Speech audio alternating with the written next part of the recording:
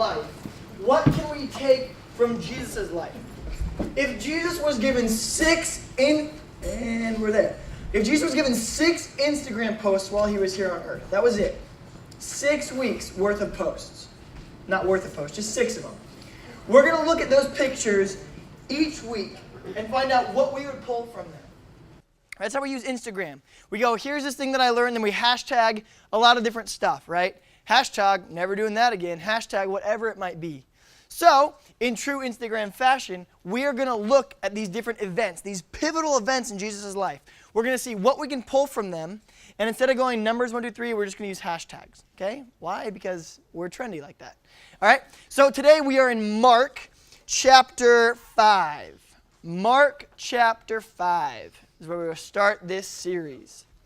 Now, I know a lot of you are thinking, well, if we're doing Jesus-gram, shouldn't we start with the birth? Well, that happens to be next week because of the whole Christmas thing. So we are going to jump forward in his ministry, then we're going to jump back to his birth, and then we're going to use the rest of the weeks to go through the rest of his Jesus-gram, his Jesus Instagram. So, if you have your Bibles, we are in Mark chapter 5. This is a Bible from when I was like a teenager, like a 12-year-old. And it's awful, the stuff I used to write in my Bible. It's just, it doesn't make any sense. I tried to write I love Jesus on 300 consecutive pages. And you guys, you see that right there? There's 300 pages worth of that all over it's just on every page. And no one knows why. So, that's what I did when I was a kid. I was the epitome of a nerd. And much has changed. Not. All right. So, we're going to walk through this situation. Now, beginning at verse 1.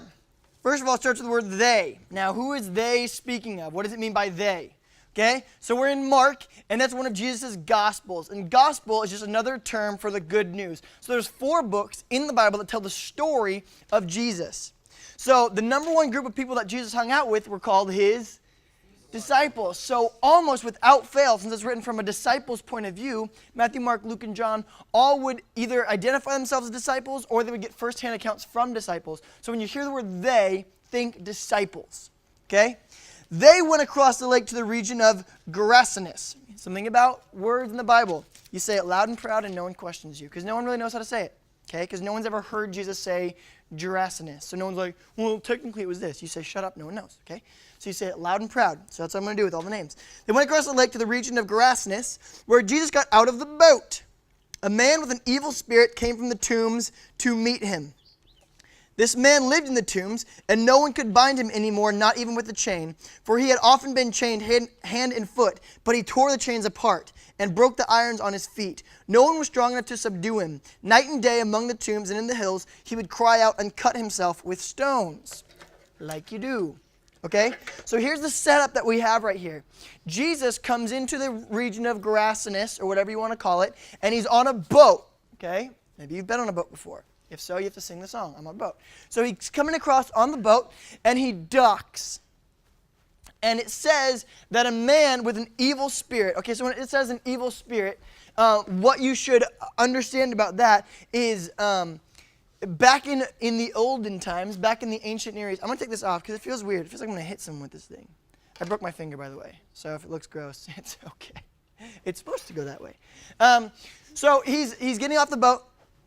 And if they were demon-possessed, it means that somewhere in their life they either messed with the occult or there was some kind of a curse or something that was placed on them. All right? Demonic possession is still very much real, not so much in America. And you're like, well, that doesn't mean it's not in America. That doesn't mean it's not in America. But I said this on Wednesday night. The safest, smartest thing that Satan ever did was to get people to believe that he's not real. Why? Because if we don't believe that Satan's real, then we don't believe that there's a spiritual realm at all. The smartest thing he ever did was get us to think that the only thing that's here is what you can see, touch, feel with all of your senses. That's the only thing that's here. So why would Satan come and possess a bunch of people and get them going, hey, there's something else going on here? He doesn't do it. In other cultures, it happens all the time. Okay? Some of you guys are going to the Dominican Republic on a missions trip. You will experience this. Why? Because in other cultures, no one questions whether or not there's an other realm. No one questions whether or not there's a God, whether there's Satan. Everyone just knows it exists. So they watch battles play out. In America, Satan's like, I'm not going to touch them. They think this is all there is. Let them think that. Okay? That is why we don't see it here prevalent in our society. So back in that day and age, if you were cursed or you were demon-possessed, you were ostracized from the rest of society. Okay? So what we know about this guy thus far is that he's been living in the tombs. Okay? Another thing about Jewish culture is if you were around dead people, you were ceremonially unclean. One of their rules was if you were a Jew in this nation or among them, in order for you to be forgiven of your sins, you had to make a sacrifice to God in the temple. Long story. We'll get there another time. But this man was incapable of doing so. So what we know about this man is he's naked. He's got supernatural powers. Right? No one could bind him anymore. He's like kind of like Sam Pierce, okay? He can't be bound. Okay, he's extremely strong, and he's living amongst the tombs. So he's outside. They didn't have their tombs inside the city because that would have made everything ceremonially unclean. So we know this is outside the city. So he docked his boat, and there might be a little tomb out there where they would put their dead. So this is where this guy hangs out. And as a form of self-deprecation, he would cut himself. The demon would cut the body that he manifested himself in. Okay, why do demons do that? Well, demons hate God. It's the arch enemy of God. You and I have been made in his likeness. And so oftentimes with demon possession, you'll see self-harm take place. Now, don't equate all self-harm to demon possession. That is not the case whatsoever. But in cultures where it's much more prevalent, you'll see it happen. Even in the Old Testament, over and over again, we see this play itself out. Okay? So that's the situation this guy's in. He's cutting himself with rocks. He's naked. He lives in the tombs. He can't be around people. He's ceremonially unclean. And then he walks out to meet Jesus, who just got off a boat. That's a lot, isn't it? All right, verse 6. When he saw Jesus from a distance, he ran and fell on his knees in front of him. He shouted at the top of his voice, "What do you want with me, Jesus, Son of the Most High God? Swear to God that you won't torture me." Okay, a little bit of context here on this. In the olden, I'm just going to call them the olden times because that's a fun thing to say. Back in the ancient Near East, if you were able to know someone else's name, it was like flexing your spiritual power, right? Like if Chris Angel walked in here and he was all Mary Miller. You'd be like, whoa, that was crazy. So this is what this demon's trying to do. It's trying to exercise power over God. So his response is, Jesus, Son of the Most High God. So everyone who was watching would have been like, oh, this demon's good. This demon knows what he's doing. This demon's really, really powerful. And we'll find out how powerful he is in a second. Okay? But that's a superstition. The superstition was the more powerful you are, the more you know everyone's name. So we'll watch Jesus play with him here in a second. But you need to understand this, when he's walking out, everyone's terrified of this guy. And they couldn't even bind him with shackles anymore, so he had supernatural power. So don't think of like creepy, skinny, weird guy walking out like, precious. It's not like that. Okay, this guy's yoked. He is possessed by a legion of demons. Well, I'll tell you what that means in a second here. Okay? Swear to God that you won't torture me. So he responds, Jesus, Son of the Most High God. Jesus just stands there. And when he sees this, when he sees that Jesus doesn't tremble like the rest of the people tremble, he understands who this is. Now, where does this demon recognize Jesus from? The beginning of time, right? Angels and demons, all in heaven, hanging out together. They understood Jesus. They knew who God was. They understood the power of him. And that's why the demon responds this way. Swear to God you won't torture me. And this is the best. Jesus is just a boss sometimes.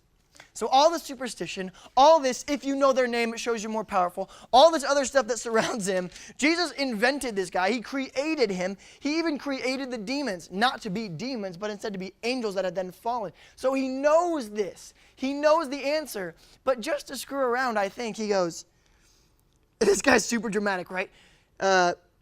Swear to God that you won't torture me. For Jesus had said to him, come out of this man, you evil spirit. And then Jesus asks him, what is your name? What's your name? Right? You get this picture?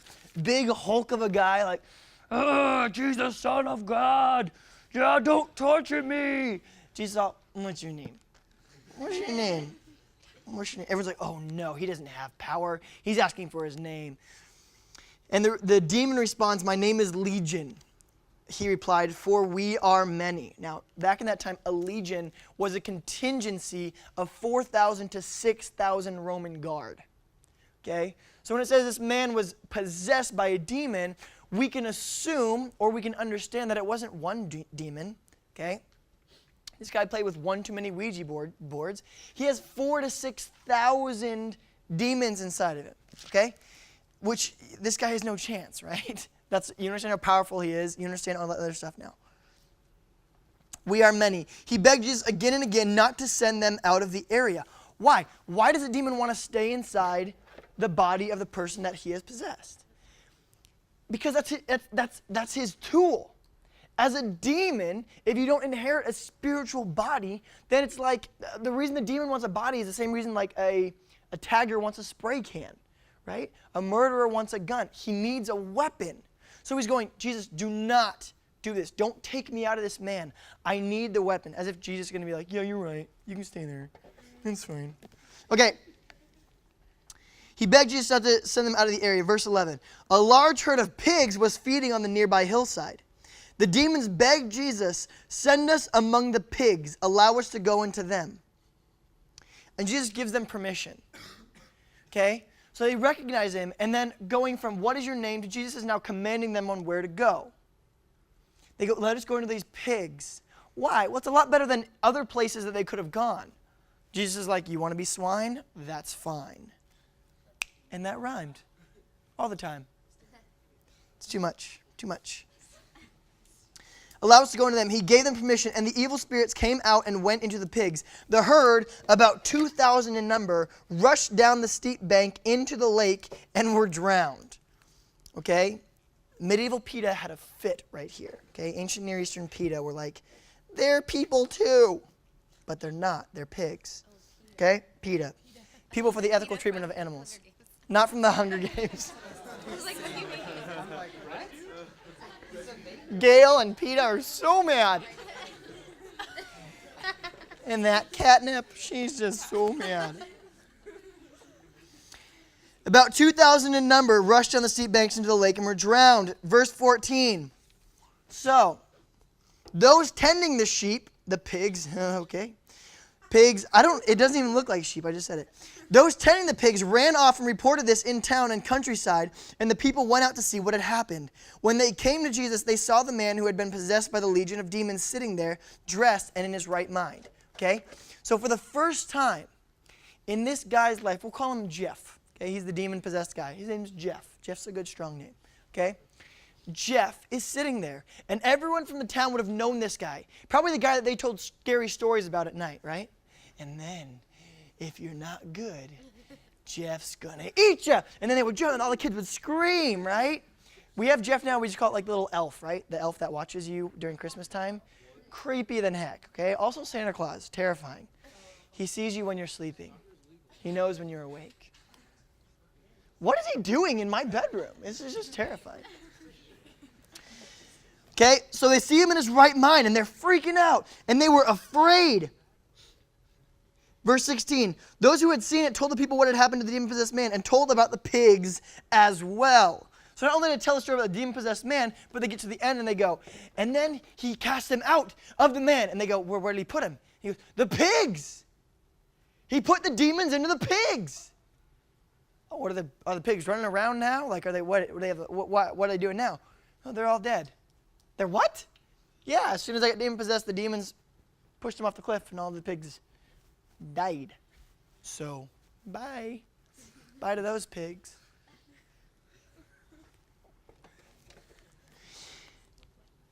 Then, verse 17, then the people began to plead with Jesus to leave their region. As Jesus was getting into the boat, the man who had been demon-possessed begged to go with him.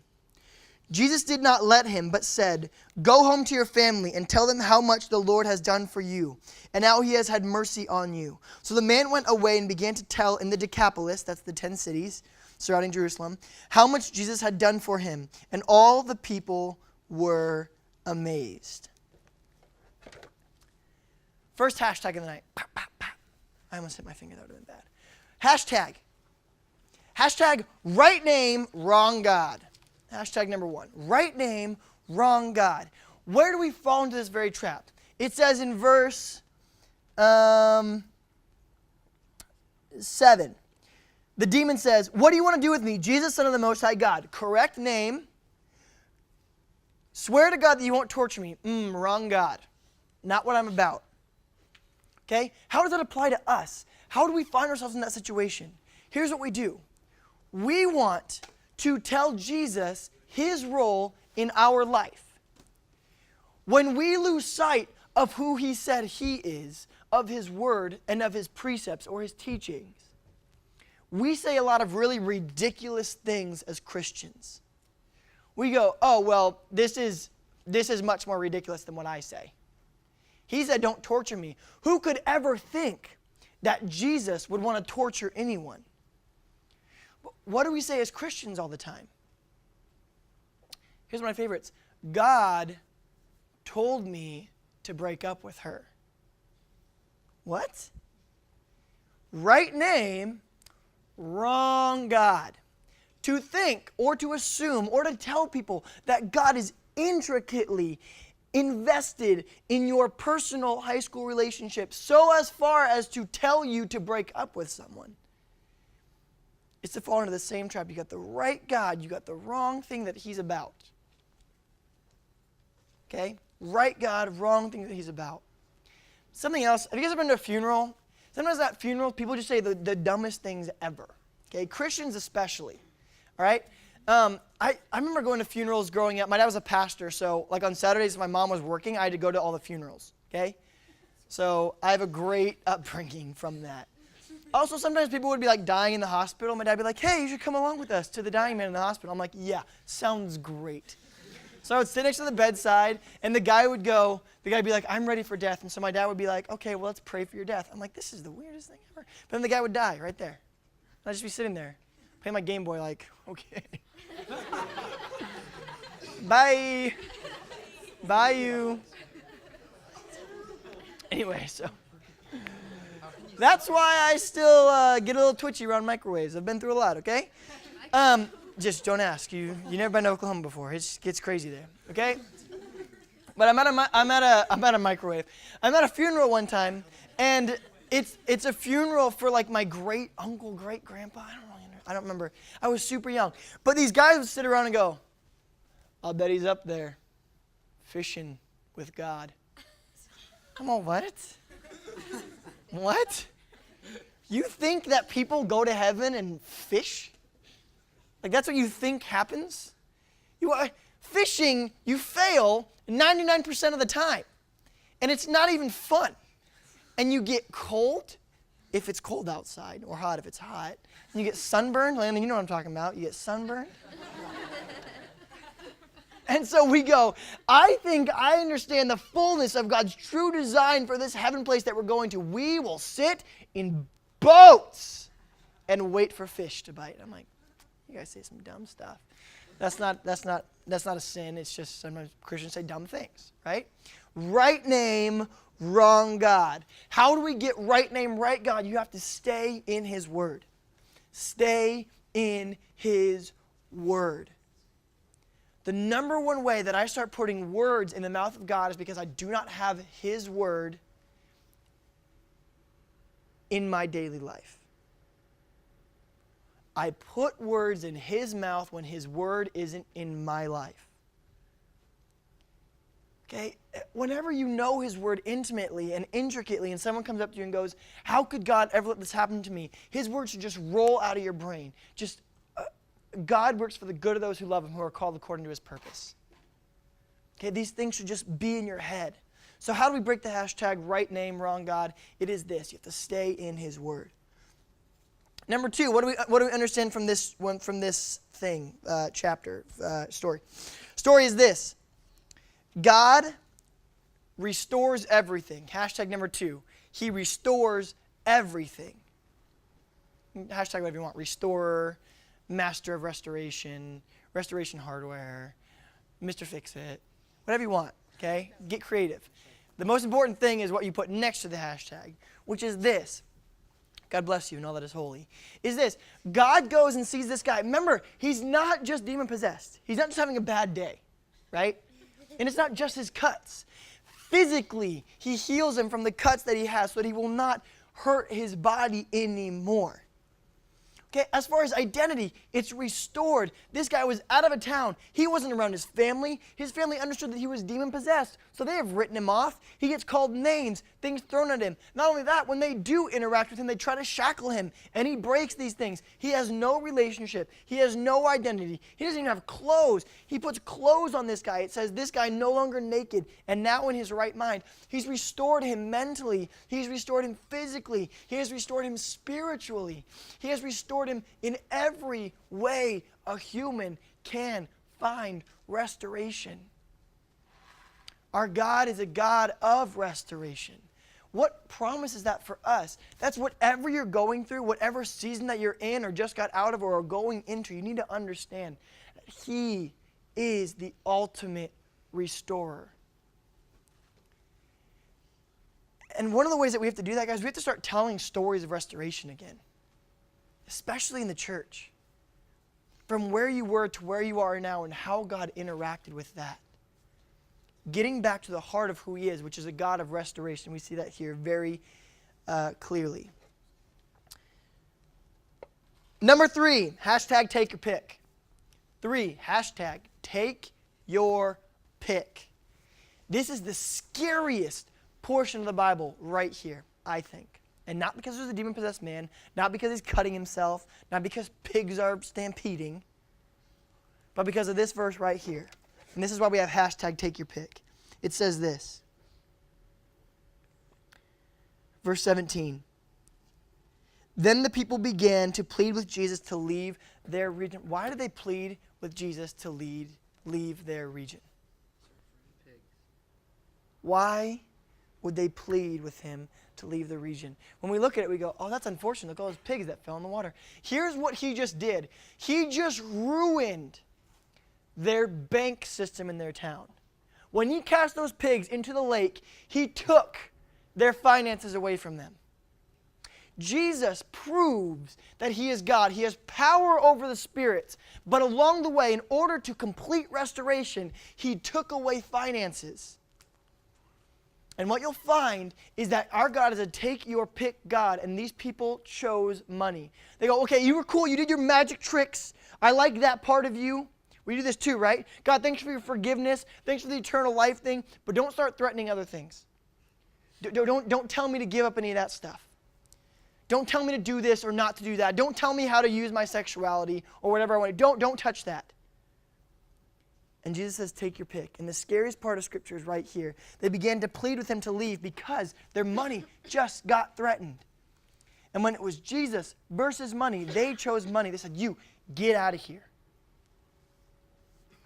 And why is it scary? It's because the next verse, as Jesus was getting into the boat, they plead, Jesus, leave. And Jesus doesn't go, no, I'm staying.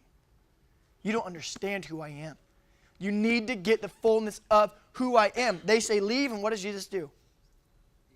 He leaves. Where in your life, if Jesus walked into your town, even if he completely restored you to who you were, what's that thing that if he threatened it, you would go, okay, that's it. You just get in the boat. Just go. Is it money? Is it relationships?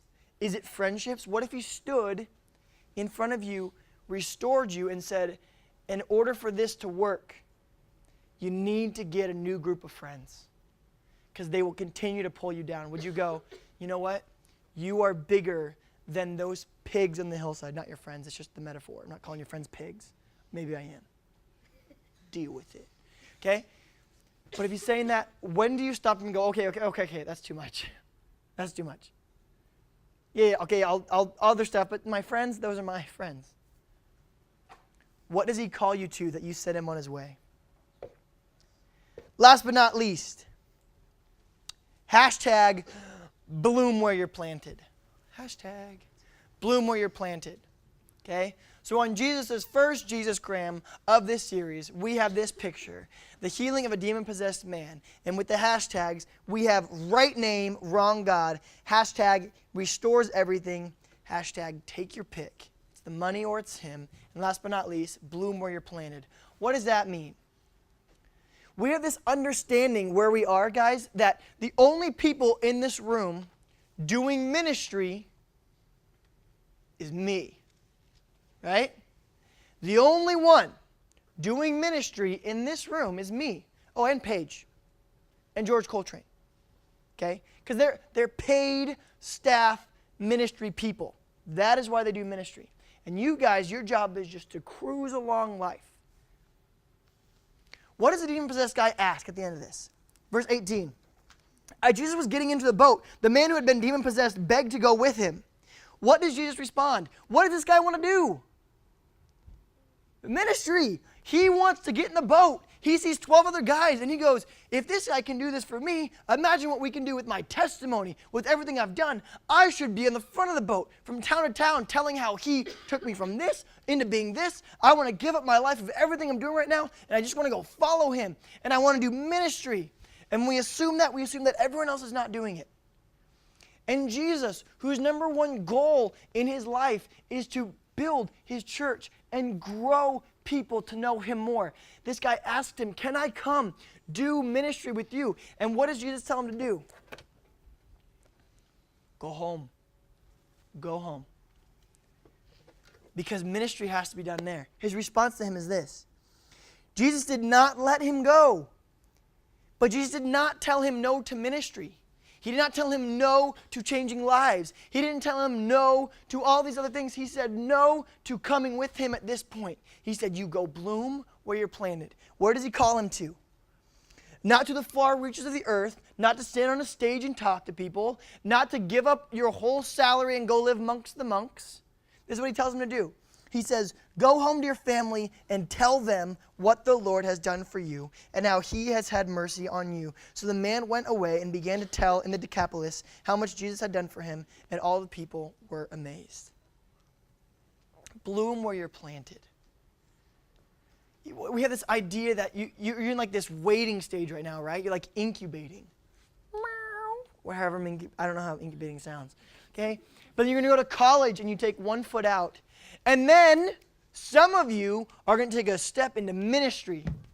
And your job is to be a light, an example for Christ. That is what you have to do. The rest of you just go along your way. You don't worry about it. We got this thing on lock. We got this thing covered. What does Jesus say? He says, you want to do ministry? Go home. Go home. That's a call to each and every one of you. In your math class, in your science class, in your history class, in your OLP, ODP, DLP, ELP? What does that even mean? Extended learning period. They're making up things now. In your ELP, he's saying everywhere you go, even if you're like, God, well, I want to go in the mission field. He goes, that's great. For right now, go home. For right now, go to math class. Right now, go to science class. And you don't turn off your cosmic ministry switch. You're not like, well, I'm not a light yet. Everywhere you go, you're a light. You exemplify Christ in your life. Don't get caught in the very twisted understanding that the only ones in this room doing ministry is me because I'm on a stage talking to you. Sometimes when we ask God for this big thing, sometimes he says, get on the boat, and sometimes he says, just go home. Be yourself. The people who need you the most are the people I've put in your life today. Don't forget that. We spend all of our time witnessing to orphans in Somalia when our family doesn't even know Jesus, and we don't exemplify it for them. And they get the brunt of our attitude. They get all of these other things, our friends, our close relationships, our teachers. They get all the excess leftovers because we're so focused on going and doing missions someday. In the meantime, he has said, you need to go to your math class and do ministry there. So the 4 things that we're going to pull from this first Jesus gram, this first picture of his life. And next week we're going back to the birth. We're going to watch the whole process. We're not going to watch it. I don't mean we're going to watch the process. That'd be weird, okay? But we're going to walk back through that. But for today, I think if Jesus had an Instagram, this would be a picture that he would post of this guy cut, torn up, with a new coat around him that he has been blessed with his family again. When at the beginning of the day he was wandering the tombs, nameless, thoughtless, friendless, familyless, identityless. He has now been completely restored. Right name, wrong God. He restores everything. Take your pick, because he will not walk the fence with you, between you and that which you hold greater than him. And last but not least, make sure that wherever you are, you bloom where you've been planted. And that's what we get from the story of Mark chapter 5, the healing of the demoniac.